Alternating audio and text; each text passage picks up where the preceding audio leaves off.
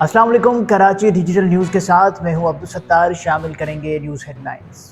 پاک بھارت کشیدگی، کراچی میں ہنگامی صورتحال کے اعلان کے لیے سائرن اور وارننگ سسٹم فعال کرنے کی ہدایت۔ وزیر داخلہ سندھ ضیاء الحسن لنجار نے پاک بھارت کشیدگی کے تناظر میں کراچی میں ہنگامی صورتحال کے اعلان کے لیے سائرن اور وارننگ سسٹم فعال کرنے کی ہدایت جاری کر دی۔ تفصیلات کے مطابق محکمہ داخلہ سندھ نے پولیس اور دیگر قانون نافذ کرنے والے اداروں کو الرٹ رہنے کی ہدایت جاری کی ہے۔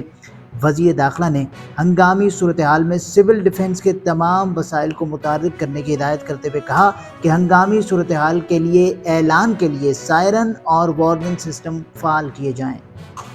کراچی میں یونیورسٹی روڈ پر ٹوٹنے والی لائن کی مرمت کے بعد بھی پانی کی سپلائی مکمل طور پر بحال نہ ہو سکی، جس کے باعث ٹینکر مافیا منہ مانگے داموں ٹینکرز فروخت کرنے میں مصروف ہیں۔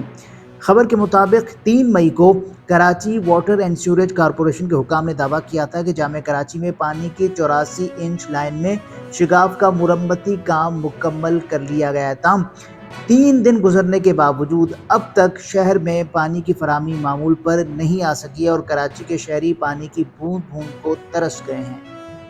گارڈن شو مارکیٹ امام بارگاہ ذکی شاہ کے قریب شمع پیلس کے احاطے میں صفائی کے دوران انسانی ڈھانچہ برآمد ہوا ہے۔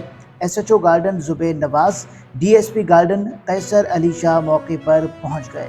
بھارتی جارحیت کے خلاف کراچی میں ریلی۔ پاکستان مرکزی مسلم لیگ کی جانب سے راشد مناس روڈ سے پریس کلب تک ریلی کا آغاز۔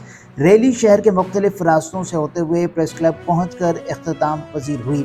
مظاہرین کی افواج پاکستان سے اظہار یکجہتی اور بھارت کے خلاف شدید نعرے بازی۔